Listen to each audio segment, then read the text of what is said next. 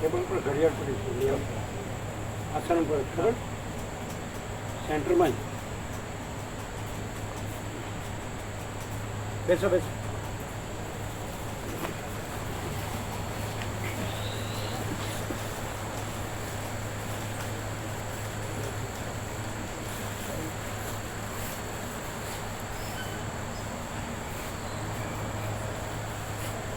ये पीछे झुका हुआ है।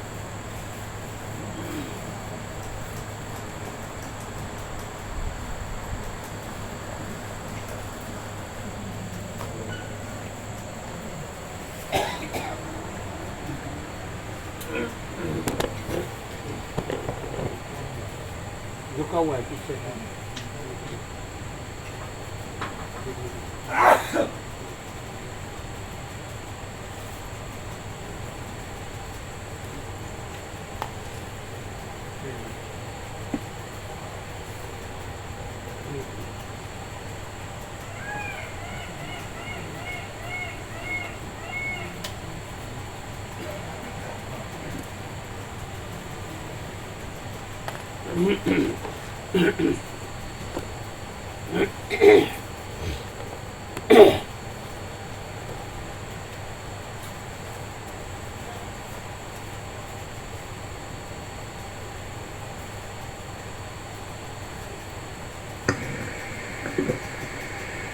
ओम ओम बराबर अवाज जाडो पातळो વધવો છો बराबर।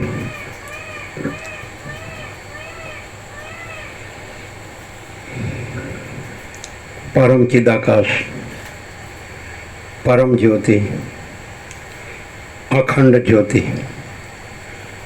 अनंत पूर्ण परम चिदाकाश, परम शांति, स्वयं सिद्ध, स्वयं प्रकाश, स्वयं पूर्ण, स्वस्वरूप, यही सब कुछ है, इसके सिवा कुछ नहीं है। शून्यभास, अनंत कोटि, महाकल्पो है ही नहीं। वशिष्ठ राम वैराग्य प्रकरण 38वां राउंड।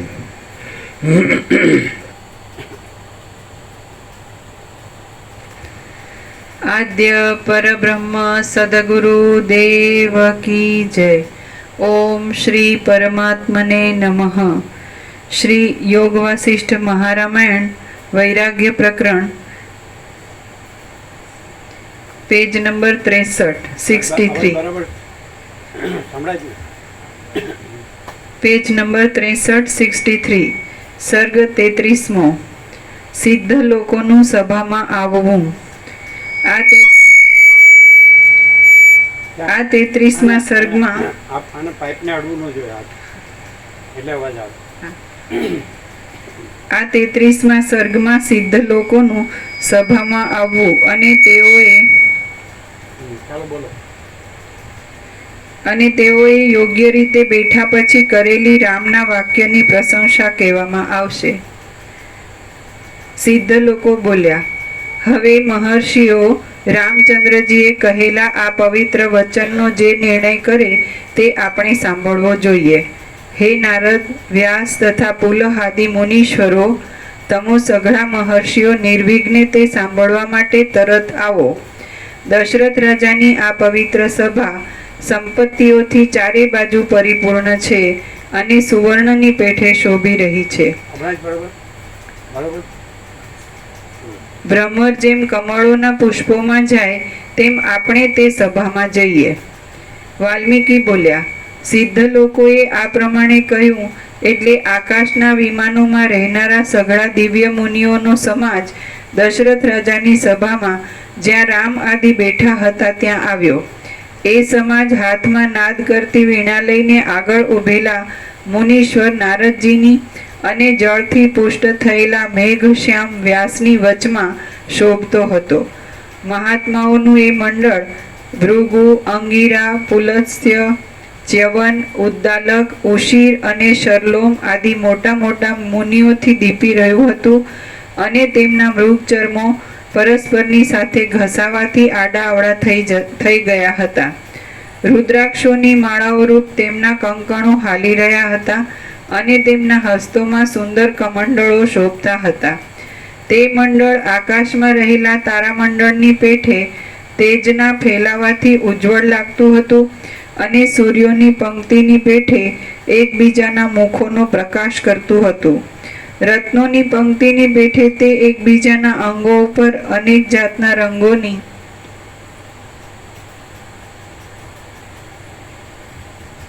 ઝલક પાડતું હતું અને મોતીની પંક્તિની પેઠે તે એકબીજા કરતાં શોભામાં વધી જતું હતું.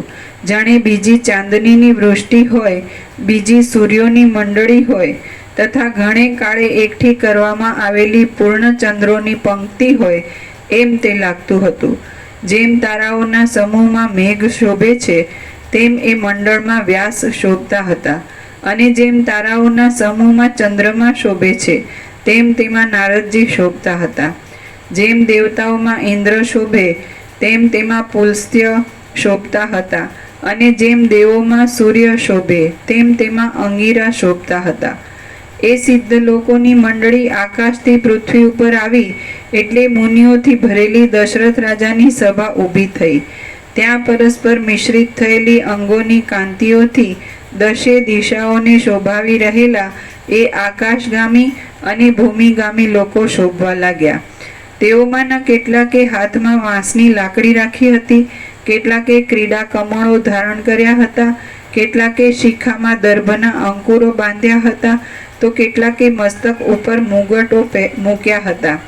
કેટલાક પીંગળી જટાઓથી પીંગળા દેખાતા હતા, કેટલાકે માથાના આગળના ભાગે માળાઓ વીંટી હતી, કેટલાકે હાથના કડાઓમાં રુદ્રાક્ષની માળાઓ ધારણ કરી હતી, તો કેટલાકે મલ્લિકાના કંકણો પહેર્યા હતા, કેટલાકે વસ્ત્રો તથા વલ્કલો પહેર્યા હતા, કેટલાકે ફૂલમાળાઓ પહેરી હતી, કેટલાકે રેશમી વસ્ત્રો પહેર્યા હતા અને કેટલાકના ગળામાં મોતીની માળાઓ લટકતી હતી.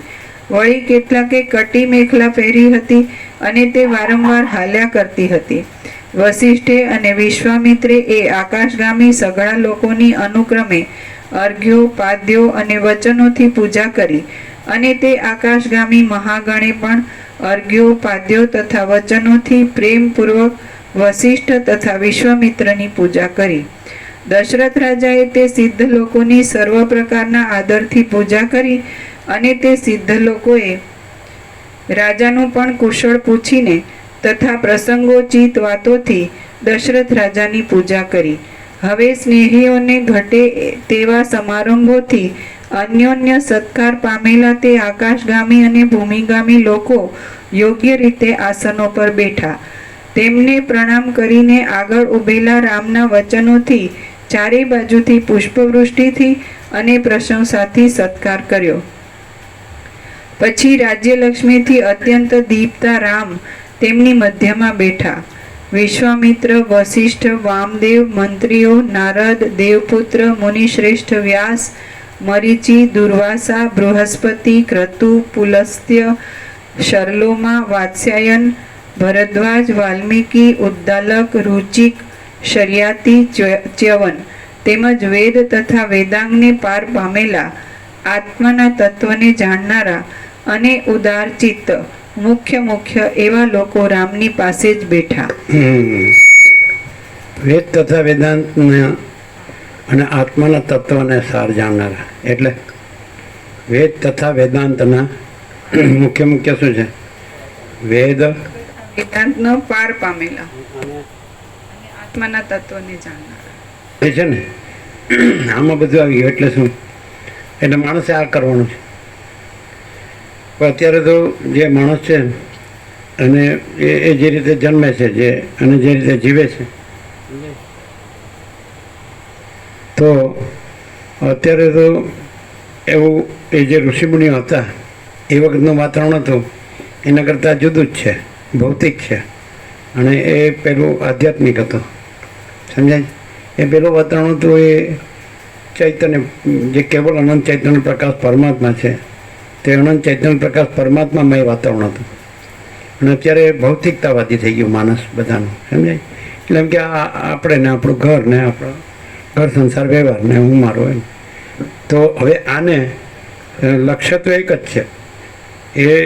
એમાં તો કંઈ ફેર પડતો જ નથી. જે આકાશ છે એમાં ફેર નથી પડતો. સૂર્ય ચંદ્ર તારામાં, દિવસ રાતમાં, ઠંડ ગરમી વર્ષામાં, અને આકાશ વાયુ તેજ જળ પૃથ્વીમાં, અને વનસ્પતિ ઔષધિ અન્નમાં કોઈમાં ફેર નથી પડતો. પર્વતો, મહાસાગરો, નદી, ઝરણા, સરોવરો, નગરો, ગામો, ઘરો, તેમાં તો કોઈ ફેર નથી પડતો. જે માણસ છે તો એમનું જે માનસ છે તે જ માત્ર બદલાણું છે. બાકી જેને આત્મતત્વ કીધું તો એ તો અજર અમર છે. જેને પરમાત્મા કીધા, પરબ્રહ્મ કીધા, જે તો એને જાણવું, એ લોકો એ જાણીને એ રહ્યા છે. તો બીજું કંઈ લાવવાની જરૂર નહીં કે ત્યારે જીવન શૈલી કેવી હતી, જીવન રીતિ અત્યારે કેવી છે એ જોવાની કાંઈ જરૂર નહીં. એ તો બદલાય, જીવન તો બદલાય, કારણ કે એ તો બધું ઉત્પન્ન થાય અને પછી બદલાય, સતત પરિવર્તન પામે ને લય પામે. પણ જે વસ્તુ બદલાતી નથી અને જે વસ્તુ નિત્ય છે, સત્ય છે, જે વસ્તુ અનંત વ્યાપી છે, વ્યાપક છે અને પૂર્ણ છે, અને જે વસ્તુ નિરંજન, નિરાકાર, નિર્વિકાર છે, ને જે વસ્તુ અખંડ સચ્ચિદાનંદ સ્વરૂપ છે, સત ચૈતન્ય આનંદ. એટલે સત એટલે અનંત સર્વવ્યાપી પરિપૂર્ણ પરમ અસ્તિત્વ, ચિત્ત એટલે અનંત સર્વવ્યાપી પરિપૂર્ણ પરમ ચૈતન્ય, અને આનંદ એટલે અનંત સર્વવ્યાપી પરિપૂર્ણ પરમ આનંદ. તો આ પરબ્રહ્મ અખંડ સચ્ચિદાનંદ પરમાત્મા, તો આ આત્મતત્વ છે. વેદાંતમાં આ છે, વેદાંત શાસ્ત્રો છે.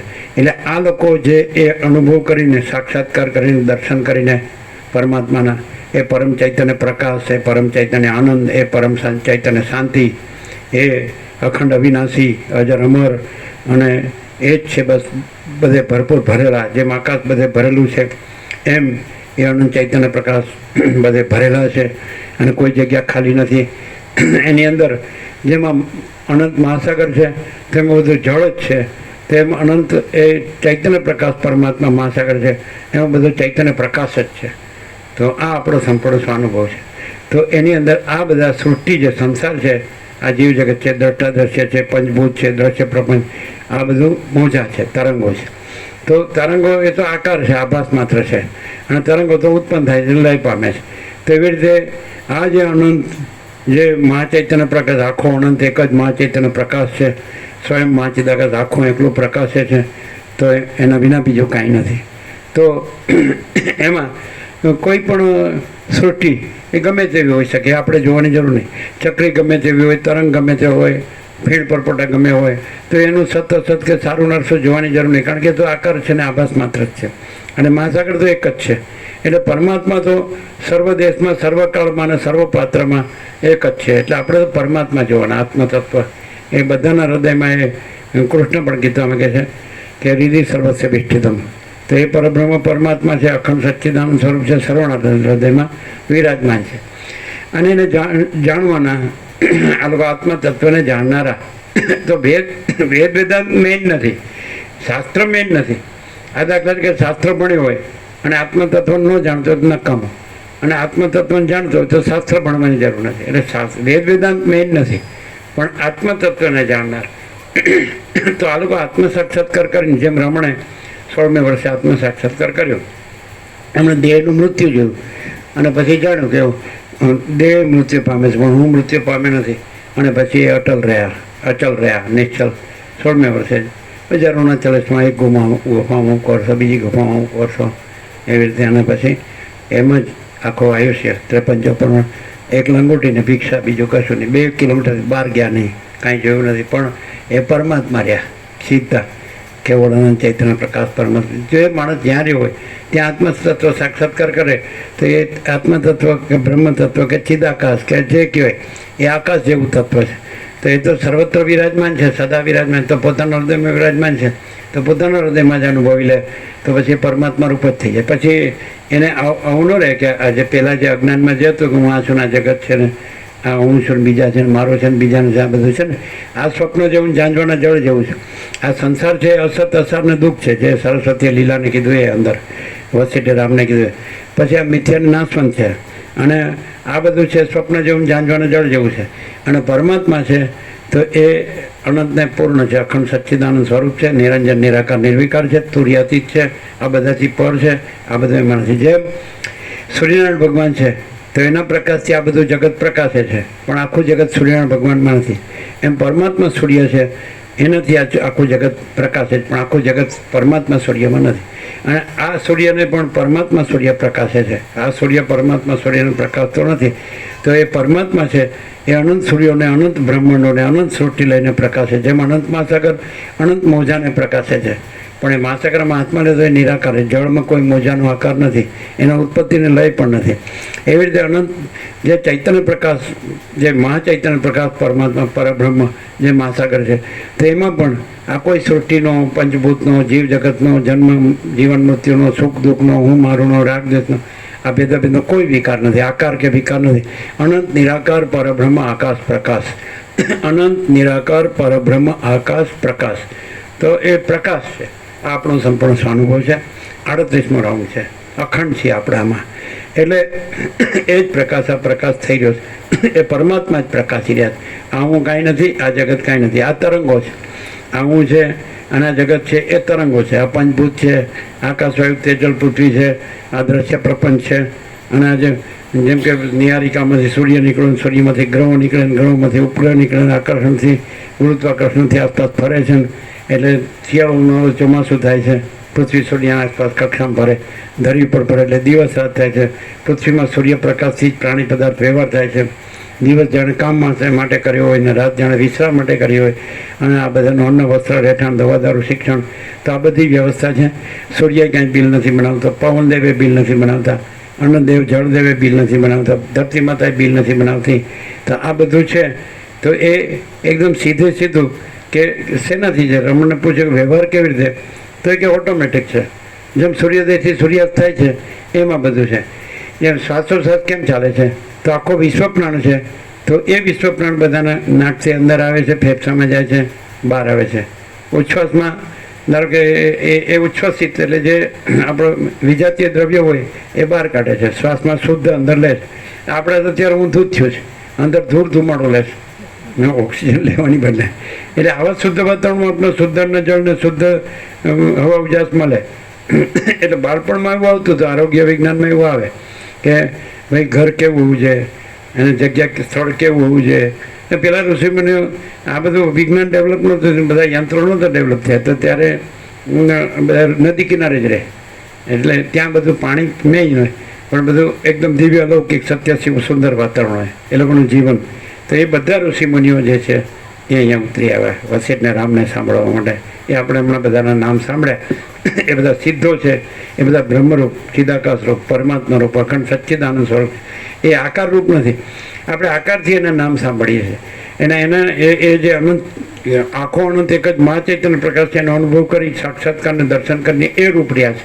એટલે જેમ કોઈ તરંગ હોય એ પોતાના અનંત મહાસાગરનો સાક્ષાત્કાર કર, દર્શનને અનુભવ કરીને પછી અનંત મહાસાગર રહ્યા હોય કે નહીં, પણ એને આકાર દ્રષ્ટિમાં એમ જોઈએ કે આ આકાર છે, આ આકાર છે, આ આકાર છે. પણ એ લોકો અમે આકાર નથી, અમે અનંત પરમાત્મા મહાસાગર છીએ.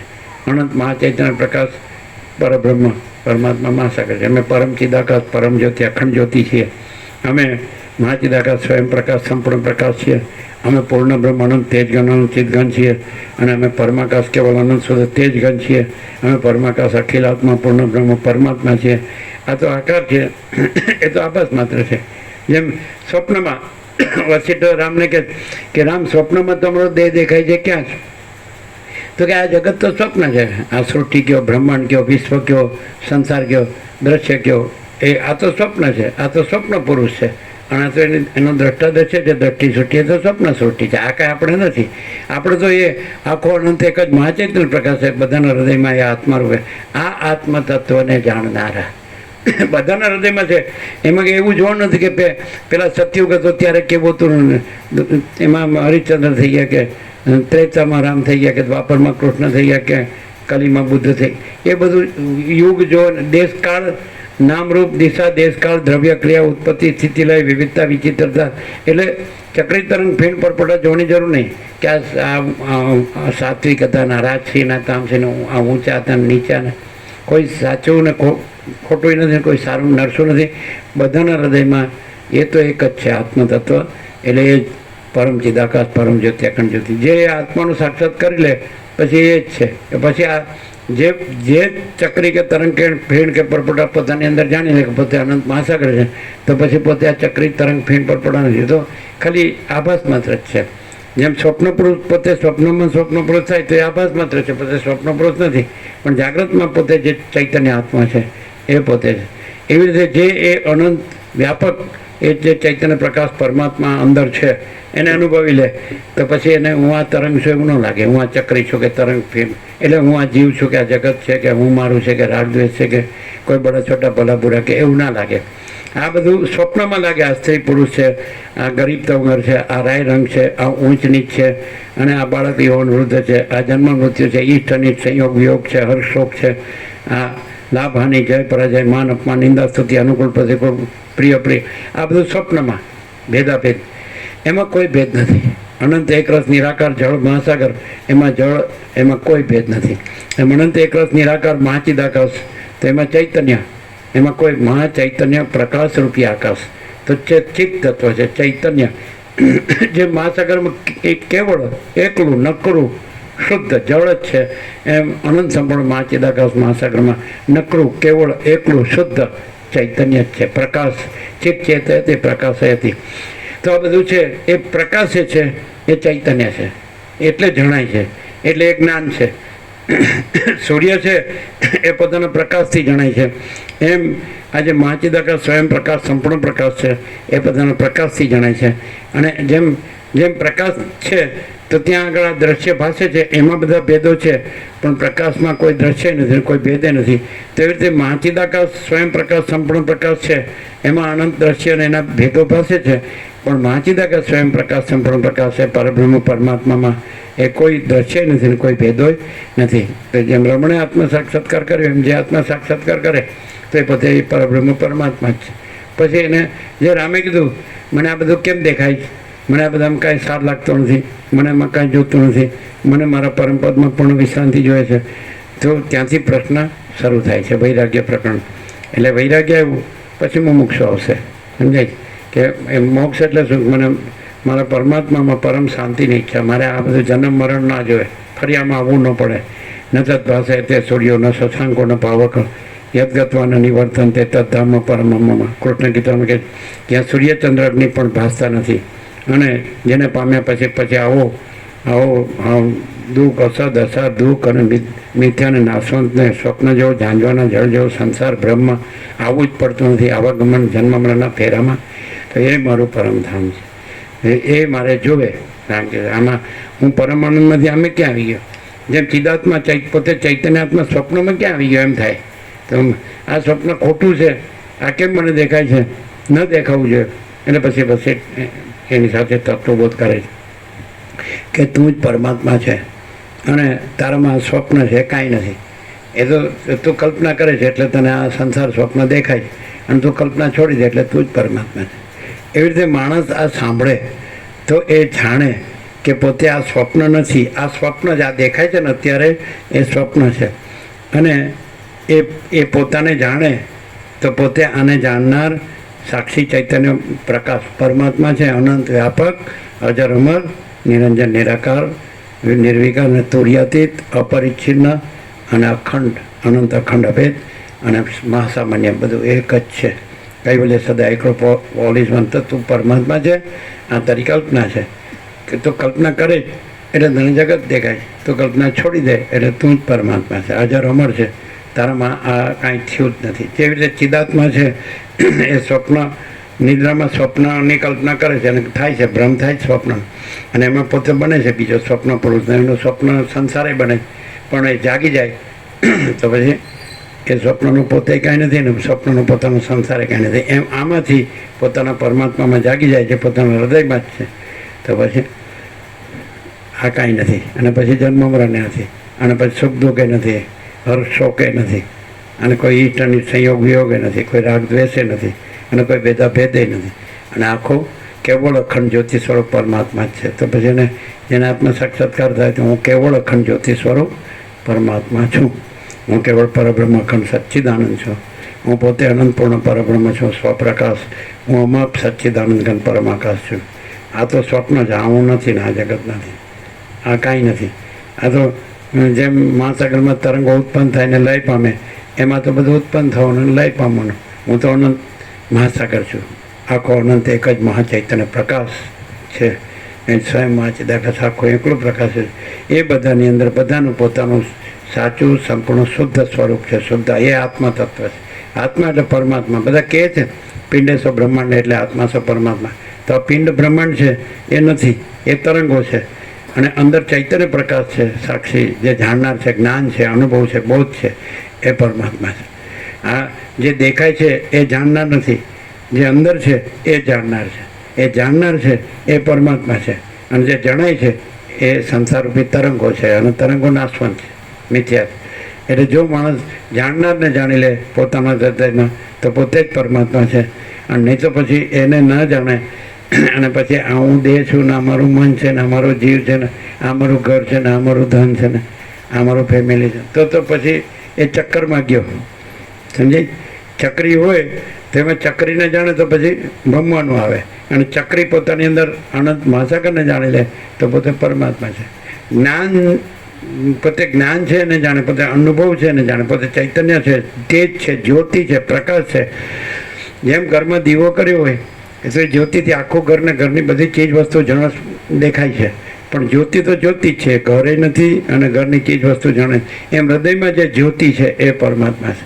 અને એ જ્યોતિમાં ઘર અને ઘરની બધી ચીજ વસ્તુ જણસ દેખાય છે. એટલે દેહ દેખાય, કર્મેન્દ્રિય દેખાય, જ્ઞાનેન્દ્રિય દેખાય, મન બુદ્ધિ ચિત્ત અહંકાર દેખાય, પ્રાણ દેખાય, પ્રકૃતિ દેખાય, હું દેખાય, જગત દેખાય. એ જ્યોતિ છે એ પરમ જ્યોતિ છે, અખંડ જ્યોતિ છે. એ પોતે છે. ઘર પોતે નથી અને ચીજ વસ્તુ જણસ પોતે નથી. તો સંસાર પોતે નથી, પણ પોતે પરમ ચિદાકાશ પરમ જ્યોતિ અખંડ જ્યોતિ છે. આવો જે આત્મ સાક્ષાત્કાર કરે છે તે પોતે પરમ ચિદાકાશ પરમ જ્યોતિ અખંડ જ્યોતિ છે. પોતે આ જે આખું આકાશથી પૃથ્વી દેખાય છે, પંચભૂત ને દ્રશ્ય પ્રપંચ અને દ્રષ્ટા અને દ્રશ્ય અને જન્મ અને જીવન ને મરણ, આ કાંઈ છે જ નહીં. પછી એ શેમાં રહે છે? તો કે અનંત પ્રકાશ, અનંત આનંદ, અનંત શાંતિ. પોતે જ પરબ્રહ્મ પરમાત્મા છે. પોતે મહાચિદાકાશ છે, પોતે પરમાકાશ છે, પોતે પરમ ચિદાકાશ છે, પરમ જ્યોતિ છે, અખંડ જ્યોતિ. તેજમાં તેજ, જ્યોતિમાં જ્યોતિ. જ્યોતિ છે એનાથી બધું પ્રકાશે છે, પણ જ્યોતિમાં આ બધું કાંઈ નથી. એમ પોતે પરમ જ્યોતિ અખંડ જ્યોતિ છે, તો એનાથી આ બધું પ્રકાશે છે, પણ એમાં આ બધું હું પણ કાંઈ નથી, જગત પણ કાંઈ નથી. એટલે પછી કોઈ ભેદાભેદ નથી. જે પરમાત્મા રહ્યા હોય એમાં કોઈ ભેદભાવ ન હોય, અને જેમાં કોઈ ભેદભાવ હોય તે પરમાત્મા ન રહ્યા હોય. એ બધા ઘરને ચીજ વસ્તુ જણસને એમાં રહ્યા હોય. અને જે જ્યોતિ રહ્યા હોય તેમાં ઘરને ચીજ વસ્તુ જણસ ન આવે. એ તો જ્યોતિ જ છે. તો જે પરમ ચિદાકાશ પરમ જ્યોતિ અખંડ જ્યોતિ રહ્યા હોય, મહાચિદાકાશ સ્વયં પ્રકાશ સંપૂર્ણ પ્રકાશ રહ્યા હોય, જે પૂર્ણ બ્રહ્મ અનંત તેજગણ અનંત ચિદગણ રહ્યા હોય, જે પરમાકાશ કેવલ અનંત શુદ્ધ તેજગણ રહ્યા હોય, જે પરમાકાશ અખિલાત્મા પૂર્ણ બ્રહ્મ પરમાત્મા રહ્યા હોય, તો પોતામાં પોતે જ છે અનંત અને પૂર્ણ, અનંત અખંડ ને અભેદ. એમાં આ બીજું કાંઈ આ દેખાય છે તો સ્વપ્ન જેવું, ઝાંઝવાના જળ જેવું છે, અને બધું મિથ્યાને નાશવંત છે, અસત અસરને દુઃખ છે. પછી એનામાં કાંઈ હોય જ નહીં. એની પાસે તમે વસિષ્ઠ પાસે જો આ બધા નામ દીધા સિદ્ધોના, તો એ બધા એ જ પરમ જ્યોતિ અખંડ જ્યોતિ રહ્યા. પણ તમે એને આકારથી જો બધું, એટલે તમને એમ લાગે કે આ વ્યાસ છે ને આ વસિષ્ઠ છે ને આ સુખદેવ, ના એ કોઈ આકાર કોઈ નામ ને રૂપ નથી, પણ એ પરમ ચિદાકાશ તેજમાં તેજ, જ્યોતિમાં જ્યોતિ, પરમ ચિદાકાશ સચ્ચા ચોખ્ખા ખુલ્લા આરપાર. આપણે 17.5 કીધું હતું કે આકાશ જેવો આખો અનંત ચૈતન્ય પ્રકાશ છે. અને વ્યાસ પૂર્ણિમામાં કીધું કે સર્વ પરમાત્મામાં છે. અને અત્યારે આપણે કહીએ છીએ કે સર્વ પરમ ચિદાકાશ પરમ જ્યોતિ અખંડ જ્યોતિ છે.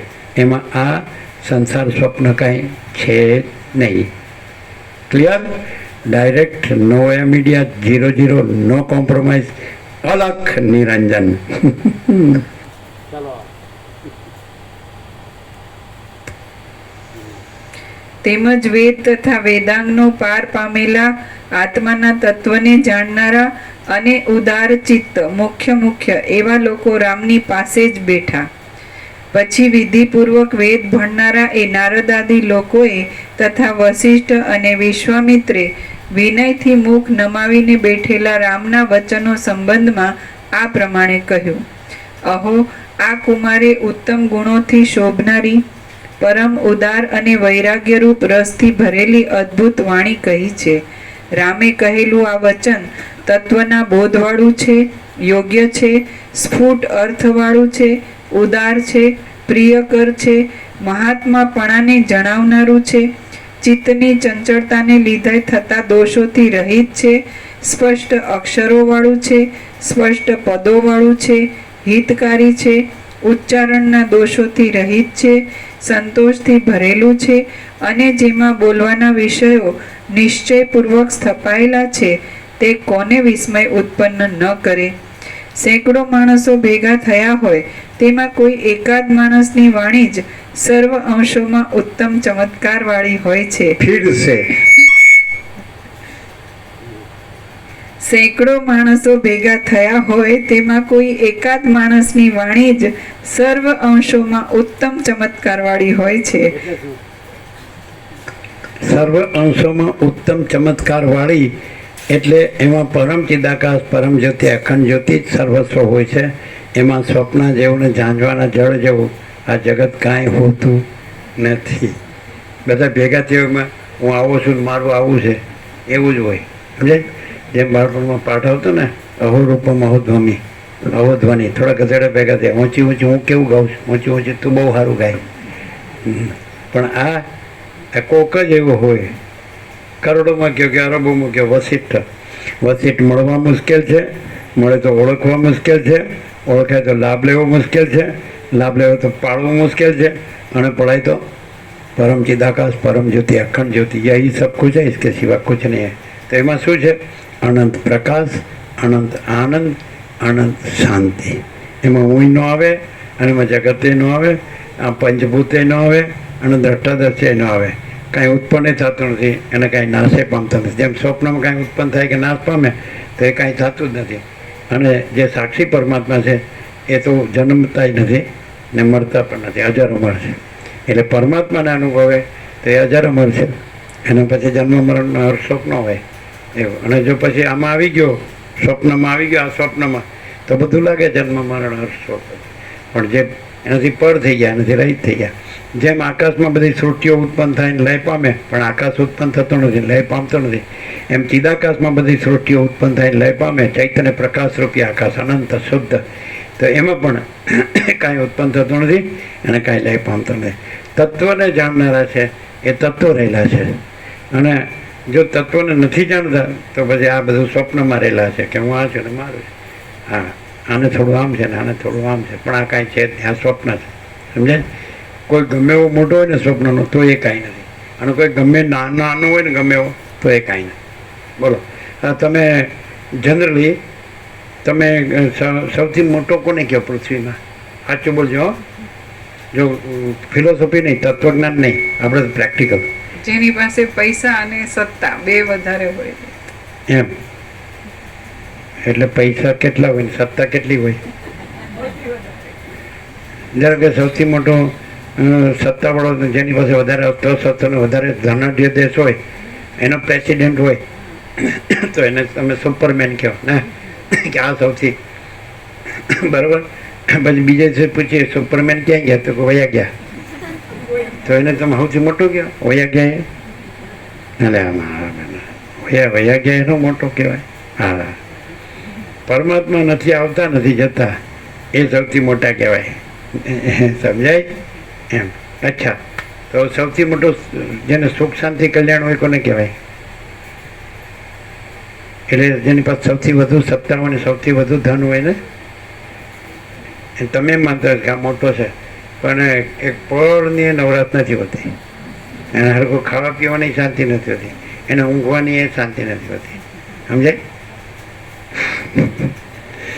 પેલો બિલ ગેટ પહેલો નંબરનો અરબપતિ હતો ને, તમે જોયું તું ખુરશીમાં બેઠો હોય ને, તો ખુરશીમાં આપણે બચપનમાં સ્કૂલમાં છે ને તો દેવી દયાલ બોક્સ હતું, એમાં એક નાની ડબ્બી હોય ને પછી એટલો ડબ્બો હોય, અને એટલે આમાં ભાખરી હોય ને આમાં શાક હોય કે થોડું ગોળ ઘી કે અથાણું, બપોરે રિસેસમાં ખાઈ લેવાનું. તો એવો ડબ્બો એમાંથી ખાઈ લેવાનું અને એમાં જ આમ હોઈ રહેવાનું, અને પહેલા નંબરનો અડબો ખાય. અલ્યા એના કરતાં આપણે મસ્તીથી ખાઈએ પીએ છીએ, મજા કરીએ. ને બોલો, હવે તમે એમ કહેતા હો કે એ બધા સુખી છે અને બધા આનંદ મંગળ છે. તો અમારે જે આનંદ મંગળ છે અને જે પરમ શાંતિ છે એનો છાંટો એ લોકો પાસે હોત બતાડો.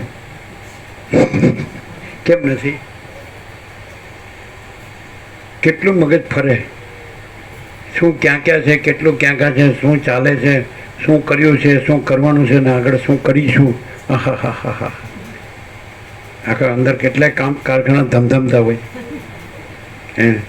અને ડૉક્ટરે રોટલી ખાવાની ના પડી હોય. લ્યો મારો બેટો એ રબર શું કરવા, એ તો કે ખરા લ્યો. એટલે જે આત્માની સાચી શાંતિ છે એ મેઇન છે. જે પરમાત્મા પરમ શાંતિ છે એ મેઇન છે. સમજાય? બાકી કાંઈ ડોલરે ન ખવાય ને હોનોય ન ખવાય. સમજાય? વાહે પડી ગયા છો તે.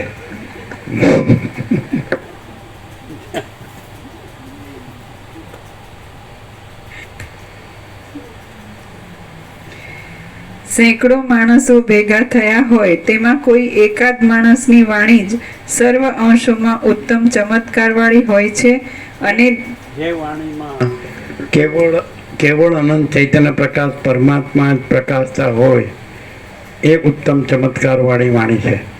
જેની વાણી કેવળ અનંત ચૈતન્ય પ્રકાશ પરમ શાંતિ પ્રકાશથી હોય, પરમ આનંદ પરમાત્માનો પરમ આનંદ પ્રકાશતો હોય, પરમાત્માની પરમ શાંતિ પ્રકાશતી હોય, પરમાત્માનો પરમ અમૃત પ્રકાશતો હોય, પરમાત્માની પરમ તૃપ્તિ પ્રકાશતી હોય, પરમાત્માનો પરમ સંતોષ પ્રકાશતો હોય, પરમાત્માનું પરમ સમાધાન પ્રકાશતું હોય, પરમાત્માનું પરમ કલ્યાણ સ્વરૂપ પ્રકાશતું હોય, પરમાત્માનું પરમ સત્ય સ્વરૂપ પ્રકાશતું હોય, પરમાત્માનું પરમ ચૈતન્ય સ્વરૂપ પ્રકાશતું હોય, તો પરમાત્માનું પરમ આનંદ સ્વરૂપ પરમ શાંતિ સ્વરૂપ પ્રકાશતું હોય એ પુરુષની વાણી ઉત્તમ ચમત્કાર. ચમત્કારનો અર્થ પ્રકાશ. તો ઉત્તમ પ્રકાશ તો પરમાત્મા જ છે. પરબ્રહ્મ, પરમ ચિદાકાશ, પરમ જ્યોતિ, અખંડ જ્યોતિ, મહાચિદાકાશ, સ્વયં પ્રકાશ, સંપૂર્ણ પ્રકાશ. એ જેની વાણીમાં પ્રકાશે છે એ વાણી ઉત્તમ ચમત્કારવાળી છે. અને જે વાણી એમ કે પૈસા લાવો પૈસા લાવો એ દુઃખ ભરી છે, દર્દ ભરી કહાની છે. પણ એ સાચું નથી, એ સ્વપ્ન છે. સ્વપ્નમાં જાગી જાય તો પછી ઉત્તમ ચમત્કાર પ્રગટ થઈ જાય. સ્વપ્નમાં રહે તો એમ થાય કે મારે આ જોવે છે, મારે આ જોવે છે, અભાવ માટેની ઈચ્છા પૂરી થાય. અને જે જાગી જાય તો પોતે જ અનંત પ્રકાશ, અનંત આનંદ, અનંત શાંતિ, પરબ્રહ્મ પરમાત્મા છે. પરમ ચિદાકાશ, પરમ જ્યોતિ, અખંડ જ્યોતિ છે. મહાચિદાકાશ, સ્વયં પ્રકાશ, સંપૂર્ણ પ્રકાશ છે. પૂર્ણ બ્રહ્મ, અનંત તેજગન, અનંત ચિદગન છે. પરમાકાશ કેવલ અનંત શુદ્ધ તેજગન છે. પરમાકાશ અખિલ આત્મા પૂર્ણ બ્રહ્મ પરમાત્મા. જાગી જાય તો એ પોતે જ છે. અને સ્વપ્નમાં રહે તો આ છે ને આ નથી ને આવ્યું ને ગયું ને એ આ જન્મ્યું ને મરી ગયું ને એમ જ કર્યા કરે. સમજાય? સ્વપ્નમાં રહે એને બધું બદલાયા કરે, પણ જાગી જાય પૂર્ણ જ છે. કઈ ગયો તમારે કહેજો, અમને કોઈ પૂછે તમારે કહેજો, તમારે ક્યાં જોતું લઈ જાવ અહીંથી, તમારું કાંઈ જોતું નથી. અહીં તો એક જ ફોર્મ્યુલા, આપો જ આપો, જો નહીં, આપો જ આપ. નર્મદા નિકોરા, કોઈને આવો કયો નહીં, કોઈને રહ્યો કોઈ નહીં, કોઈને જાવ કયો નહીં, ફૂલ પ્રસાદ લેવાનો, ફૂલ આનંદ મંગળ માર્યો તો એ મારું બેટું કોઈ ટકી શકતું નથી. કોઈ દુઃખ નહીં. પાછળ કે અહીં કોઈ દુઃખ છે ના, અહીં તો કંઈ કર્યા વગર સહજ પરમ શાંતિ છે. પણ અમારે અશાંતિ વગર રહી શકાતું નથી, અમારે દુઃખી થયા વગર રહી શકાતું નથી. ટેવ પડી મારો ત્યારે તમારે તો ત્યારે મારે શું કરવું? ઢાંકણીમાં પાણી લઈને ચાલો. એટલે કોઈ અહીંયા કહી શકે ખરું કે અહીંયા આનંદ મંગળ નથી, પરમ શાંતિ નથી? રોજ લાગવા મળે જ કે નહીં? ઘરમાં તો રોજ માર પડતો હોય, એ તો કોઈને કહેવાય નહીં. બહાર તો એમ જ કહેવાય અમારે બધું સારું છે, અંદર તો આપણને ખબર પડતી કેટલી વિશેષો થાય. અને આ કાંઈ બોલો એમ નમ પડ્યું પાથર્યો ને એને બોલાવવા હોય તો કહેવાનું તું જા, માર નથી આવ. સાચો હોય તો કે ના ના મારે થોડો માર ખાવો છે, હું આવું. આમ પાછા કે કરો માયા માર ખવડાવે છે. બધું કહેવત તો બધી આવડે, પણ હવે અને આ ન મળી હોય તો એનો દોષ નથી, પણ મળવા છતાં ન લઈ શકતો હોય તો કેવું કહેવાય?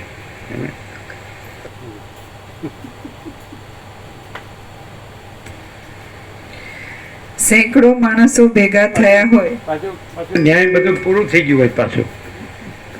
ન્યાય ઘરમાં જરૂર નથી હોતી. પાછા કે કથામાં જાઓ કે હા મને કાઢી મૂકો છું પાછા એમ કે જે બોલો એને જવું નથી, એને ન્યાય કામ નથી પાછું. એમ કે બધા નવરત છે એને ન્યાય જ રાખો. પણ અહીંયા લાવ્યા હોય તો પાછું ભાગી જાય. હા શું કરવું જ તારે એટલે ના મારે તો ન્યાય જ મળવું. બધાને મોટું મોટું જોતા જોતા જાઓ ને તો પાછું એમાં આવવા થાય. પાછું સાંભળી લો. પેલા કથાકાર કહેતો હતો ને આપણે કે દર્શનમાં કે બધાને પેલો બાળક જન્મ્યો હોય તો આજુબાજુ બધી પાડોશ પાડોશ બધી આવે બધી અને કે આ તો એના દાદા જેવો લાગે છે. દાદા જેવો નહીં, દાદો જ આવ્યો છે દાદા જેવો. વાસના રહી ગયું એટલે પાછો આવે પાછો એમાં ને એમાં.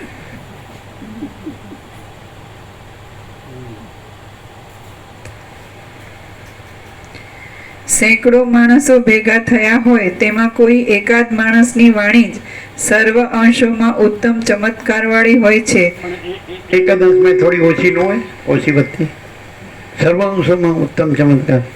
એમાં મોટું જબરું કહેવાય. શોધવો પડશે એવો માણસ. હિમાલયમાં હશે ક્યાંક ગુફા ગુફા તાણીને બહાર લાવીએ. તમે તમે વર્ષોથી લાભ લઈ રહ્યા છો તો તમને બધા વેદ વેદાંત જોઈ લો અને એમાં જે પરમાત્માના ગુણો હોય એ અહીં ન અનુભવાતા હોય તો કયો. પરમાત્મા બોલતા જ ખાલી આવડે છે, બાકી પૈસા ગણતા જ આવડે છે. પછી શું ખબર પડે? શું આખી ગીતા જો 18 અધ્યાય અને આખા ઉપનિષદો જુઓ અને બ્રહ્મસૂત્ર અને ગીતા બધું જુઓ અને અવધૂત ગીતા, અષ્ટાવક્ર ગીતા ને બધું જુઓ. શિવરહસ્ય રેબુ ગીતા સાર જુઓ. શું કહે છે? અને પછી કહો તો પરમાત્માના મુખ્ય લક્ષણો કયો. એટલે આપણને આ ઉત્તમ ચમત્કારવાળી જેની વાણી હોય કે બધા અંશે ઉત્તમ ચમત્કારવાળી, એમાં કોઈ કમી ન હોય. જેમ સૂર્ય છે એમાં ક્યાંય રજે અંધારું ન હોય, એમ પરમાત્મા સૂર્ય છે એમાં રજે અજ્ઞાન અંધકાર ન હોય.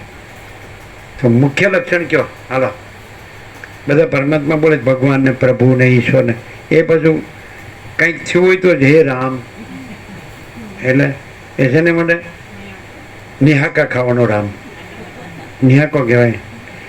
આમ કાંઈ નહીં. એમ પછી એને પૂછે હું થયું? ના કાંઈ નહીં કાંઈ નહીં. રામ ગયો પાછો. તો મેઇન લક્ષણ શું? ભગવાન કહો છો, પ્રભુ કહો છો, ઈશ્વર કહો છો, પરબ્રહ્મ પરમાત્મા કહો છો, ચિદાકાશ કહો છો, સચ્ચિદાનંદ કહો છો, એનું મૂળ મુખ્ય લક્ષણ કહો. બધા શબ્દ તો બધા બોલે, મંદિરમાં જાય પછી ઘરમાં છબી હોય, મૂર્તિ હોય, પૂજા સેવા દીવા બત્તી ને બધું થાય, વાંચે ખરા. કોઈ ગીતા, કોઈ ભાગવત, કોઈ રામાયણ, કોઈ મહાભારત, કોઈ શિવ મહાપુરાણ, કોઈ ભગવતી દેવી ભાગવત, કોઈ ઉપનિષદ, કોઈ ગીતા, કોઈ યોગા છે, કોઈ એક્સરસાઇઝ કાંઈ પણ વાંચતા હોય તો એનું એ જે વાંચો છે એમાં જે બધું આવે એનો પ્રેક્ટિકલ, થિયરી નહીં, પુસ્તકીય પોપટીઓ નહીં, આપણે હૃદયમાં સાચુકલું લાગે એવું એનું મુખ્ય લક્ષણ શું? કે બધાને સ્વીકારવું જ પડે કે આ વાત સાચી હો, આપણે અંદર આપણા હૃદયમાં જ આ એ જ આપણા આત્મા રૂપે રહેલા છે. એનું મુખ્ય લક્ષણ શું સમજાય? અને બધાને સ્વીકારવું પડે. હાથ કરના 707 કરોડ નહીં, 760 કરોડ નહીં, સૃષ્ટિ થઈ અને પહેલો માણસ થયો અને પ્રલયના મહાપ્રલયમાં છેલ્લો માણસ ગયો ત્યાં સુધી બધા માણસે સ્વીકારવું પડે એવું એનું લક્ષણ કયો. શબ્દ તો બધાને આવડે છે કે પરમાત્મા ને પ્રભુ ને ભગવાન ને ઈશ્વર ને સચ્ચિદાનંદ ને ચિદાકાશ ને ગોડ ને બોલો. એનું મુખ્ય લક્ષણ કયો? મુખ્ય લક્ષણ થિયરી નહીં, તત્વબોધ નહીં, ફિલોસોફી નહીં, પ્રેક્ટિકલ. સત્ય, ચૈતન્ય ને આનંદ સ્વરૂપ. એને સાદા શબ્દોમાં કહીએ તો પરમાત્મા છે, જ્ઞાન પ્રકાશ સ્વરૂપ છે અને પૂર્ણ એવા છે કે એમાં પોતા સિવાય બીજું કાંઈ નથી. બધા સાંભળી પણ ખબર જ નહીં પડ્યો કે હું બોલ્યા. આપણે બોલીએ છીએ ભગવાન કે પ્રભુ કે પરમાત્મા કે ચોપડીઓમાં આવે, પણ આપણે ચોપડીઓને એક બાજુ રાખો. હાલો કોઈ ભણ્યો ન હોય અને છતાંય અનુભવતો હોય, અને બહુ ભણ્યું હોય છતાંય અનુભવતો ન હોય, એના મગજમાં બીજું જ બધું ભર્યું હોય, અને પેલો અનુભવતો હોય એ મસ્ત રહેતો હોય. એટલે સમજાય છે કોઈ ભગવાનને અનુભવ્યો હોય અને એને આ વેદ વેદાંતની ખબર ન હોય પુસ્તકનું પોપટ્યું, સમજાય છે? એનો તો કોઈ પાઠ્યપુસ્તકનો અભ્યાસક્રમ નથી કે તમે BA કરો એટલે ભગવાન આવી ગયા. પગાર મળે તો ભગવાન ન મળે, પૈસા મળે તો પછી એ ઘર મળે, આ મળે, ખાવા પીવાનું, કપડાં, ના તે ચીજ વસ્તુ જાણો, બજારની વસ્તુ મળે. પૈસાથી બજારની વસ્તુ મળે, પૈસાથી ભગવાન ન મળે. તો કોઈ એવો હોય કે બસ પૈસા ન હોય અને વેદાંતે ન ભણ્યો હોય, મંદિરમાં ન જતો હોય અને એનું નામે ન લેતો હોય, સમજાય કે નહીં? કોઈ એવો માણસ હોય કે જે પરમાત્મા કે બ્રહ્મ કે પરમાત્મા કે આત્મા કે ભગવાન કે પ્રભુ કે ઈશ્વર કે સચ્ચિદાનંદ તમે બોલે ને, એ તો શાસ્ત્રોનું છે, સમજાય? અમે આ બધું નથી જાણતા. જો અમે આ કાંઈ જાણતા જ નથી. તમે બધા મોટા મોટા શબ્દ બહુ જાણો, અમે એક શબ્દ નથી જાણતા, સમજાય? આ તમે બોલો એટલે સાંભળીએ, બાકી અમે કાંઈ જાણતા નથી. બોલો, અમે ગામડાના એવા અબૂધ ગમાર ગપા જેવા, સમજ્યા? ગામડાના આ તમે બધા ભણેલા ગણેલા, બહુ હોશિયાર, બુદ્ધિજીવી. બોલો, પણ એક માણસ હોય કેવો મસ્ત રહેતો હોય કે એને કાંઈ જરૂર જ ન હોય, એને કાંઈ જોતું જ ન હોય, અંદર અંદર જ પૂર્ણ હોય આમ. અને તમે એને જુઓ ગમે ત્યારે તો સહજ હોય, સમજે? સહજ એટલે સમજો, આમ સૂર્ય જ છે, એને સહજ કહેવાય. આકાશ જ છે અને પવન જ છે, પૃથ્વી જ છે, ધરતી માતા જ છે, જળ જ છે, અગ્નિ જ છે, અન્ન જ છે, દિવસ રાત જ છે, ટાળતા પ્રસંગ, સહજ, નેચરલ એન્ડ નોર્મલ, નૈસર્ગિક, નેચરલ. તો એવો સહજ રહેતો હોય અને મસ્ત રહેતો હોય અને કાંઈ એવું કહેતો ન હોય કે હું આવો છું કે તેવો છે, અને બીજાનું કાંઈ કહેતો ન હોય કે ભાઈ સાચો છે, ખોટો છે, કે સારો છે, ના છે, અને કોઈ એનામાં કોઈ ભેદભાવ ન. મસ્ત આકાશ જોવે તો પણ આનંદ, વાયુ જોવે તો પણ આનંદ, તેજ જુએ તો પણ આનંદ, જળ જોવે તો પણ આનંદ, પૃથ્વી જોવે તો પણ આનંદ, વનસ્પતિ ઔષધિ અન્ન જુએ તો પણ આનંદ, પર્વત જોવે, મહાસાગર જોવે, નદી ઝરણા જોવે, સરોવર જોવે તો પણ આનંદ, વૃક્ષો જોવે, વનસ્પતિ ઔષધિ અન્ન જોવે તો પણ આનંદ, માણસ જોવે, નગર જોવે, ગામ જોવે, બધું જોવે તો પણ આનંદ. અનંત આનંદ સિવાયનામાં, અને બધું સમાન.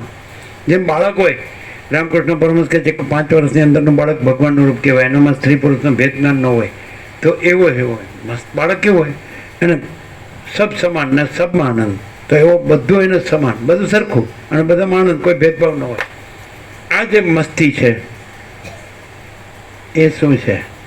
અને બધી જ ચોપડીઓ ફાડી હોય પણ હક ન હોય જરાય, સમજાય? મગ ચિત્ત ભમતું જ હોય તો એ બ્રહ્મને શું કરવાનું ને, એ પરમાત્માને, એ ચિદાકાશ ને, એ શબ્દોને શું કરવાનું? શબ્દો છે ભગવાન નથી, મસ્તી છે, અનંત આનંદ છે એ ભગવાન છે, સમજાય? ખાલી આત્મણી ઓલો ને અનંત પ્રકાશ, અનંત આનંદ, અનંત શાંતિ. શું કે પ્રભુ 46 વર્ષ એમને પાણીમાં ગયા? આ માણસ 46 વર્ષથી આવે, ઠેકાણું પડે? શું જોયું અહીંયા? રૂપિયા, પૈસા, સોનું. એ કે બેઠા બેઠા સારું જ બોલવા દો, નહીં તો પાછું આપણો આવી બનશે.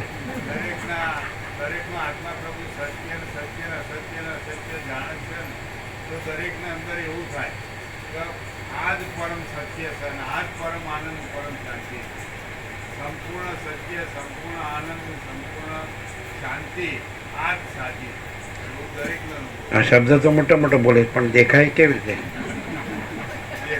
સંપૂર્ણ પ્રકાશ કેવી રીતે દેખાય? સંપૂર્ણ આનંદ કેવી દેખાય? સંપૂર્ણ શાંતિ કેવી રીતે ખબર પડે? આ જ સંપૂર્ણ પ્રકાશ છે ને, આ જ સંપૂર્ણ આનંદ છે ને, આ જ સંપૂર્ણ શાંતિ.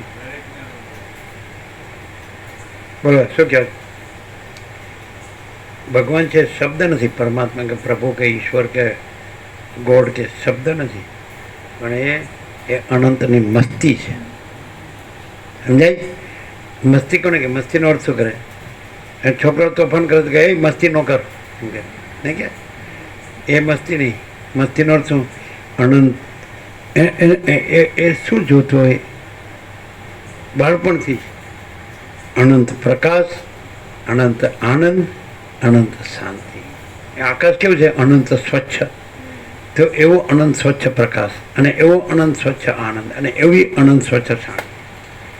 નિરંજન નિરાકાર નિર્વિકાર. એમાં હું ન દેખાતું હોય અને એમાં આખું જગતે ન દેખાતું હોય, પણ એ અનંતની મસ્તી જ હોય.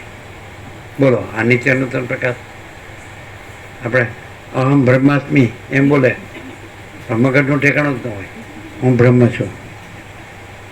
હા, હે શું? ભાર રાખીને એટલે હું બ્રહ્મ છું એમ ભાર તો એકદમ વજનદાર. વજનદાર. એનામાં કોઈ ભાર ન હોય. અલખ નિરંજન. એટલે આ તમે નહીં સાંભળ્યો કોઈ દિવસ કે પરબ્રહ્મ શું છે, પરમાત્મા શબ્દ જાણ્યો હશે, બધા જાણે, બધા બધી પોતા પોતામાં બધા ભગવાનના શબ્દો છે એટલે બધા ઓકે, સમજાય? અને એના 1000 નામ છે, નામ તેમ. અને પછી 1000 નામ ન આવડતો તો તારા નામ છે 1000 ને કયા નામે લખવી કંકોત્રી ને એવું ટૂંકમાં બતાવી દે. તો કંકોત્રી ક્યાં ક્યાં ક્યાં જવાની? કંકોત્રી ક્યાંથી આવવાનો છે કોઈ?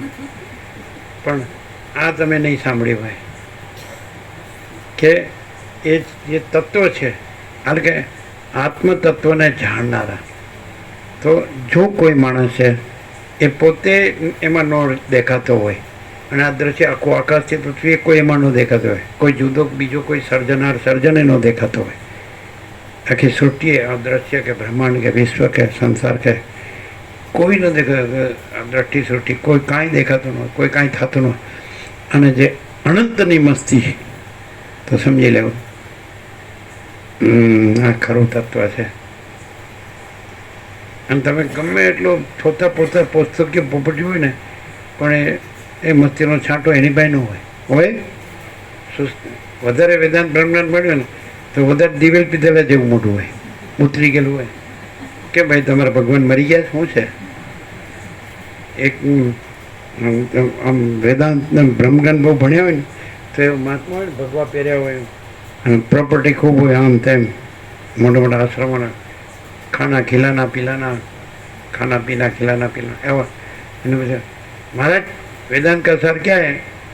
તો મોટું આમ જાણે ઉતરી ગયું કે એ જો પૂછતો હોય તો બ્રહ્મ સત્ય જગત મિથ્યા. પણ મહારાજ હું કામ આમ આનંદમાં રહ્યો ને યાર. પણ મેં જોયું છે મારા બેટા એને આનંદ હોતો જ નથી. એનું કારણ જીતુપ્રભુ, તમે વેદાંત બહુ ભણ્યા છો ને, તો એ કેમ એવું શું થાય છે ને? શું આમ શુષ્ક ને નીરજ હોય, કેવું આમ ફૂંકાઈ ગયા હોય ને, આનંદ જ ન હોય. લ્યો, અને આપણે તો વેદાંત ભણ્યા જ નથી, પણ મસ્ત રહો મસ્તી મેં. શું શું હોય છે એમની એને તકલીફ શું છે કે આવું કેમ થઈ જાય? આમ જાણતા હોય બધું, મોટા મોટા શબ્દો અને શાસ્ત્રો અને પુસ્તકીય પોપટી બહુ જાણતા હોય, બહુ ભણ્યા હોય, પણ એને કેમ આમ આનંદ ને શાંતિ નથી હોતી? અમે એવું જોયું. આપણે તો કાંઈ ભણતા જ નથી, આપણે તો કાંઈ વાંચતા જ નથી. પેલા રણછોડ પ્રભુતા દેવ થઈ ગયા, સંપૂર્ણ ભાવી હતા બાપુ પણ, કે અમને કોઈ ચોપડી વાંચતા જ જોયા ને, એટલે ઢ ડબ્બુનો ઢ યાદ છે. અને તમે બધા હોશિયાર થઈ ગયા બહુ ભણી ગણીને. શું એમને શું થાય છે? આમ મોટું દુઃખ પડી ગયું એવું?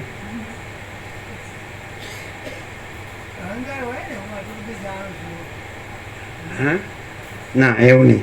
એ લોકોને એવું શું થયું છે કે આમ હક જ નથી હોતું, આમ શાંતિ જ નથી. બધું મોટા મોટા શબ્દ બધા બોલતા. તમે પૂછો ને તો વ્યાકરણને આ શબ્દની ઉત્પત્તિ ને એમાંથી આ શબ્દ નીકળ્યો છે ને એનો અર્થ આવો થાય, બધા જાણતા હોય, તો એને આમ શાંતિ નથી હોતી. એનું કારણ શું?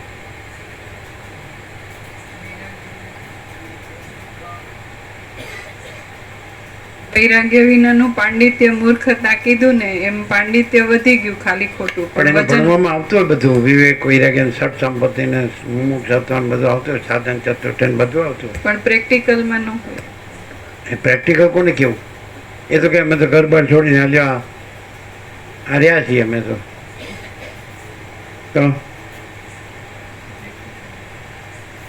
ખબર પડે જ, ખબર ન પડે. બધું જાણતા હોય, બધા શબ્દો જાણતા હોય, પણ આનંદ શાંતિ ન હોય એનું કારણ શું? રામકૃષ્ણ પરમહંસ કહે છે, સમજાય કે વિવેક વૈરાગ્ય વગર ગ્રંથ વાંચ્યા તો ગ્રંથ નહીં પણ ગ્રંથથી બંધાય, અહમ અને દંભની ગાંઠ બંધાય, અહમ મોટું થાય અને બતાવવાનું જુદા અને ચાવવાનું જુદા, એવું થાય. અંદર કોઈ બહાર કોઈ બોલના કોઈ કરના કોઈ એવું થાય. અને પછી એમ કે બ્રહ્મ શું એ કોઈ મુખે ઉચ્ચારી શક્યું નથી, કોઈ બોલી શક્યું નથી, બ્રહ્મ હેઠું થયું નથી. એટલે જે બધા બ્રહ્મ બોલે છે ને એ બ્રહ્મ નથી, વાણી એ શબ્દ કલ્પિત છે, સમજાય? બ્રહ્મ પરમાત્મા વસિષ્ઠ રામને કીધે એ શબ્દો કલ્પિત છે, શબ્દ નથી. જેમ કે સૂર્ય તો એ શબ્દ નથી પણ એ અનંત તેજ ઘન છે, જ્યોતિ પ્રકાશ, સમજાય? સૂર્ય શબ્દ સૂર્ય નથી, સૂર્ય સૂર્ય છે. આકાશ શબ્દ આકાશ નથી, આકાશ આકાશ છે. મહાસાગર શબ્દ મહાસાગર નથી, મહાસાગર મહાસાગર છે. તેવી રીતે બ્રહ્મ શબ્દ બ્રહ્મ નથી, સમજાય? એ અનંત તેજગન અનંત ચેતગન પૂર્ણ બ્રહ્મ એ શબ્દ નથી. તો એ કે છે બ્રહ્મ હેઠું થયું નથી, એટલે હજી સુધી કોઈ મુખ્ય ઉચ્ચારી શક્યું નથી બ્રહ્મ શું. તો પછી કે ત્યારે પછી કેવી રીતે એને એને કેવી રીતે અનુભવવું, શું કહેવું એનું? તો કે જ્યાં વિચાર બંધ, જ્યાં વાણી બંધ, જ્યાં આનંદ અને જ્યાં શાંતિ, ત્યાં જ બ્રહ્મ. ગમે એટલું બ્રહ્મ બોલતો હોય પણ આનંદ ને શાંતિ ન હોય તો એ બ્રહ્મ નથી. અને બ્રહ્મ ન બોલતો હોય પણ જ્યાં વિચાર બંધ, જ્યાં વાણી બંધ, જ્યાં આનંદ અને જ્યાં શાંતિ, ત્યાં જ બ્રહ્મ. બોલો કેવું કહી દીધું? બ્રહ્મ શું એ કોઈ મુખ્ય ઉચ્ચારી શક્યું નથી, બ્રહ્મ હેઠું થયું નથી, સમજે? આ બધા વેદ પુરાણ તંત્ર બધા શાસ્ત્રો હેઠા થયા, મુખ્ય ઉચ્ચારી શકાય. પણ એ તો શું છે? જ્યાં વિચાર બંધ, જ્યાં વાણી બંધ, જ્યાં આનંદ અને શાંતિ. તો સમજેલું કે જ્યાં ભલે બ્રહ્મ પરમાત્મા શબ્દ ઉચ્ચારાતો ન હોય, બોલાતો ન હોય, ઈશ્વરને પ્રભુને ભગવાનને ગોડને કાંઈ એ ન બોલાતો હોય, પુસ્તકીય પોપટીઓ કાંઈ ન હોય, પણ આનંદ અને શાંતિ હોય, તો એ છે તત્વ, એ આત્મા તત્વ. આત્મા શું છે? તો આત્મા બોલવાનું નથી, બોલવાની વસ્તુ નથી. ધારો કે બાળક છે તે આનંદમાં હોય છે, જોઈશ તો ત્યાં આનંદ શબ્દ નથી હોતો, આનંદ હોય છે. બાળક શાંતિથી ઊંઘતું હોય, જોઈશ તો શાંતિ શબ્દ નથી, શાંતિ શાંતિ છે. અમે પોતે અનુભવેલું બાળપણમાં. આપણે આખો દિવસ રમી આવે, થાકીને પછી મોડીમાં ટેબલ પર ઊંઘી ગયા, ગાદલા પથારે તેડીને પછી સુવડે તો ઇંગ્લિશ ક્લોક હતો વોલ પર, આમ જોઈએ ને તો 9 o'clock, 9. આંખ બંધ થઈ પછી ઉઘડી ગઈ ને દ્રષ્ટિ ગઈ તો 6 o'clock. 9 થી 6 9 કલાક. તો આંખ બંધ કરીને ઉઘડી સેકન્ડ, વચમાં કાંઈ નહીં, હું નહીં જગત નહીં. તો એમ ન કહે છે કોઈ કેમ કે શાંતિથી ઊંઘે છે, એમ કે જોનારો બીજો હોય જાગતો. પણ આને તો ખબર જ નથી, આ કાંઈ નથી. પણ નથી એમ ન કહેવાય. ચૈતન્ય છે, આનંદ છે, શાંતિ છે, એ તત્વ છે. જે દેખાય છે એ તત્વ નથી. એ દેખાય છે ત્યાં ક્યાં છે? 9 થી 6 આંખ બંધ કરીને ઉઘાડી, 1 સેકન્ડ પણ નથી ગઈ, વચમાં કાંઈ નહીં, 9 કલાક. ઘણા દિવસ એવું જોયું. અહીંયા બેસીને ખોટું ન બોલાય, સત્ય છે. તો એને શું કહેવાય? નથી એવું કહેવાય? એકદમ કેવું છે? આનંદ છે, શાંતિ છે ને, એ તત્વ છે કે જે દેખાવામાં નથી આવતું પણ જે અનુભવમાં આવે છે. જે આ દેખાય છે એ વસ્તુ નથી. માણસ ગમે એટલો જાગતો હોય ને અને ગમે એટલી મથામણ કરતો હોય ને એ નહીં. જ્યાં એ એક જાગ્રત ન હોય, સ્વપ્ન ન હોય, સુષુપ્તિ ન હોય, નિદ્રાય ન હોય, અને જ્યાં આનંદ અને શાંતિ જ હોય, જ્યાં પોતે ન હોય ને જગતે ન હોય, એ આત્મતત્વ છે, બ્રહ્મ તત્વ કે. પણ એ શબ્દ નથી, આત્મા શબ્દ નથી, બ્રહ્મ શબ્દ નથી, ચિદાકાશ પરમાત્મા ગોડ ઈશ્વર પ્રભુ ભગવાન શબ્દ નથી, શબ્દ નથી, શબ્દ. રામકૃષ્ણનું આ દ્રષ્ટાંત જ એપ્રોપ્રિએટ છે, એક્ઝેક્ટ. 5 વર્ષની અંદરનું બાળક ભગવાનનું રૂપ કહેવાય. એમાં સ્ત્રી પુરુષનું ભેદ જ્ઞાન હોતું નથી. કેવું મસ્ત હોય, બધું સરખું, સબ સમાન ને સબમાં આનંદ, સમજાય? તો એ જે સર્વમાં સમાન સમદ્રષ્ટિ અને સર્વમાં આનંદ અને અંદર શાંતિ, કોઈ ભેદભાવ નહીં, કાંઈ લેવા દેવા નહીં, કોઈ વધુ ઓછું નહીં, કોઈ સારું નરસું નહીં, કોઈ સાચું ખોટું નહીં, બધું આનંદ. બરાબર, આ બાળપણથી છે ઇન્નેટ. એટલે એ આ પ્રકાશ છે. આનું હોય તો પછી બીજું જ બધું આવતું હોય, પણ આ જ છે એટલે આ જ આવે છે, એમાં બીજું કાંઈ નથી. સમજાય કે નહીં?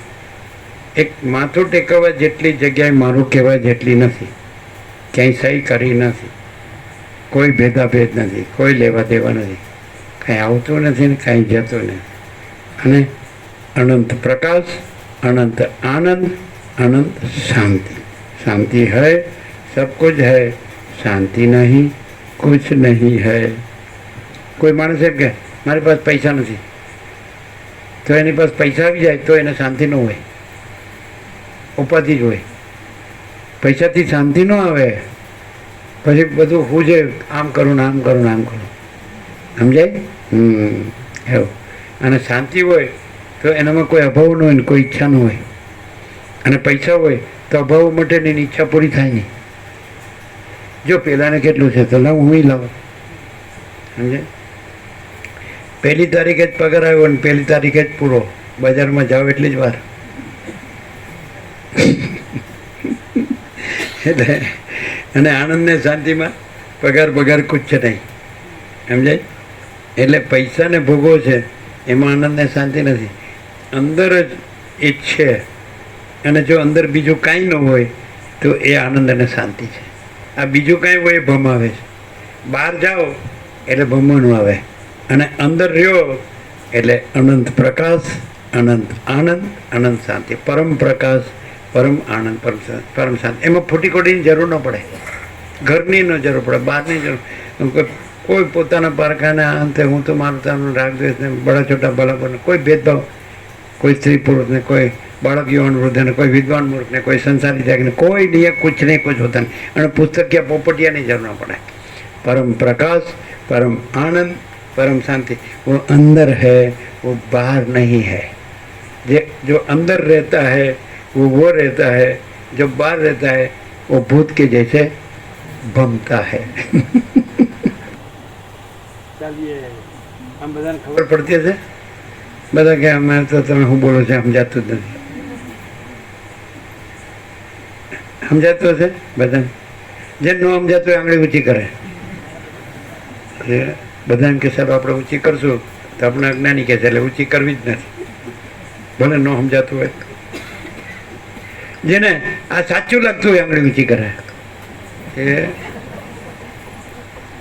જેને આંગળી ઊંચી ન કરી હોય એ કરે ઊંચી. શું સાચું લાગ્યું લ્યો કયો? અરે અંદર જ બધું છે, બહાર કાંઈ નથી. એ અંદર જ પ્રકાશ છે, ચૈતન્ય પોતે જ, અને અંદર જ આનંદ છે, અને અંદર જ શાંતિ છે. આ બહાર કશો નથી, ભમવાનું જ છે, ભમીને મરી જવાનું જ છે. સમજાય? શું છે નિત્ય નૂતન પ્રકાશ?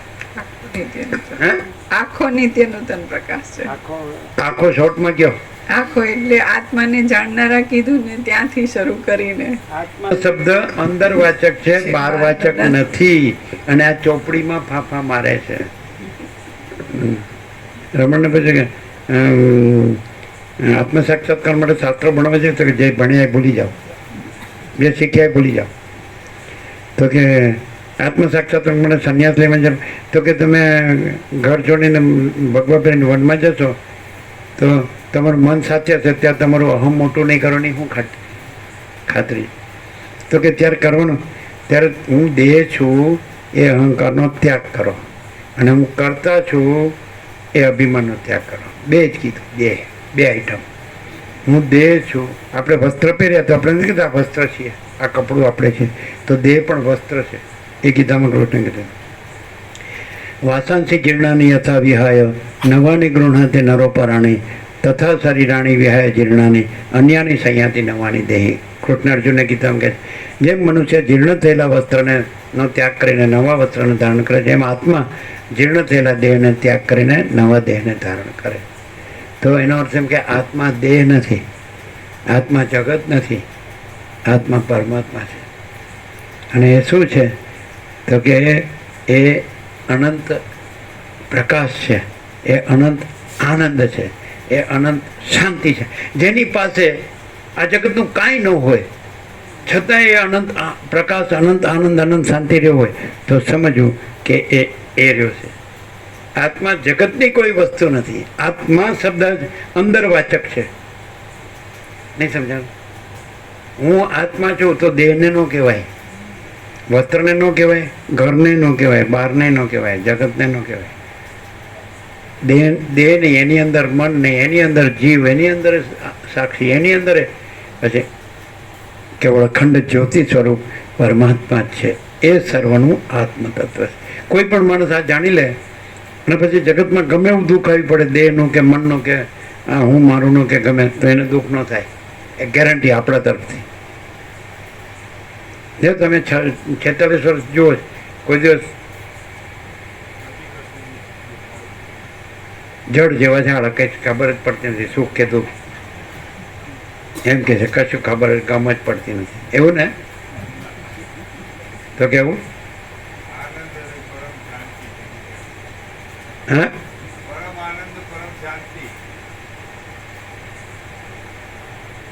અમે આ દેશમાં નાના હતા ત્યારે 48 વર્ષ પહેલાં 1976 બધા બીતા હતા, મોટા મોટા ભા. આને કાંઈ આપણે આડું કરાય જ નહીં. કેમ બીતા હતા કે નહીં? રાડ પાડી જતા, રાડ. સારું.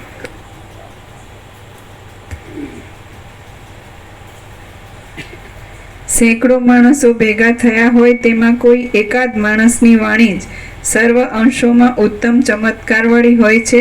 એટલે એમાં એ અનંત તેજ, અનંત જ્યોતિ, અનંત પ્રકાશ, અનંત વિસ્તારવાળું તેજ, અનંત તેજમાં તેજ વિના બીજું કાંઈ નથી. તો એના વિના બીજું કાંઈ ન હોય. સમજાય?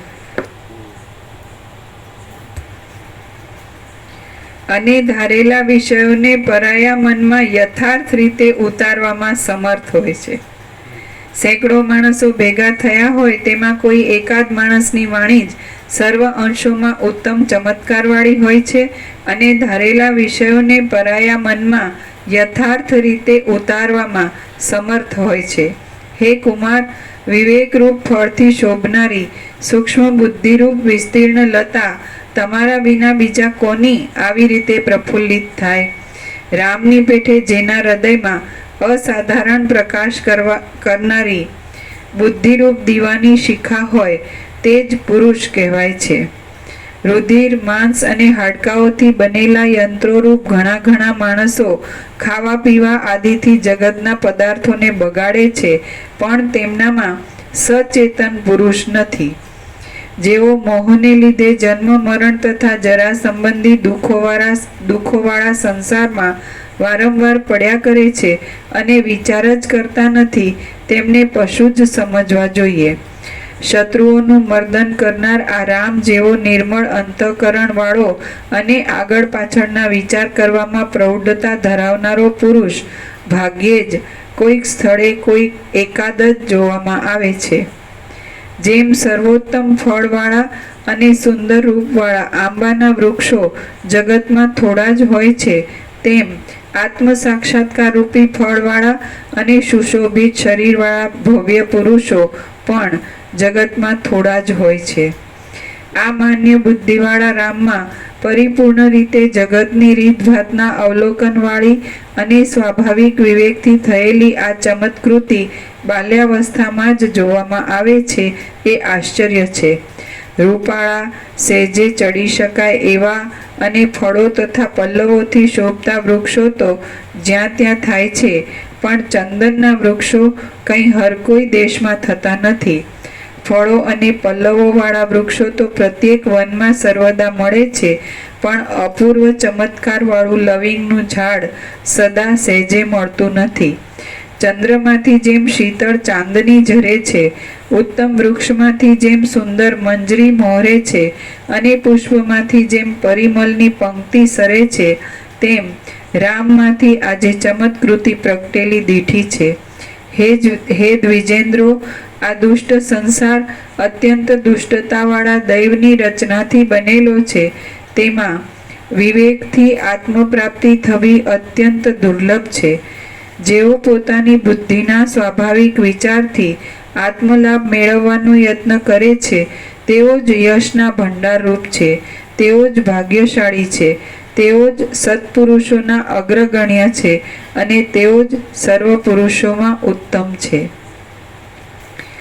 હે દ્વિજેન્દ્રો, આ દુષ્ટ સંસાર અત્યંત દુષ્ટતાવાળા દૈવની રચનાથી બનેલો છે. તેમાં વિવેકથી આત્મપ્રાપ્તિ થવી અત્યંત દુર્લભ છે. જેઓ પોતાની બુદ્ધિના સ્વાભાવિક વિચારથી આત્મલાભ મેળવવાનો યત્ન કરે છે તેઓ જ યશના ભંડારરૂપ છે, તેઓ જ ભાગ્યશાળી છે, તેઓ જ સત્પુરુષોના અગ્રગણ્ય છે અને તેઓ જ સર્વ પુરુષોમાં ઉત્તમ છે. અમે ધારીએ છીએ કે રામ જેવો વિવેકી અને ઉદાર મનવાળો બીજો કોઈ પુરુષ લોકોમાં હમણાં ક્યાંય નથી, આગળ જોવામાં આવ્યો નથી અને હવે પછી થવાનો નથી. હે મુનિઓ, રામનું ચિત્ત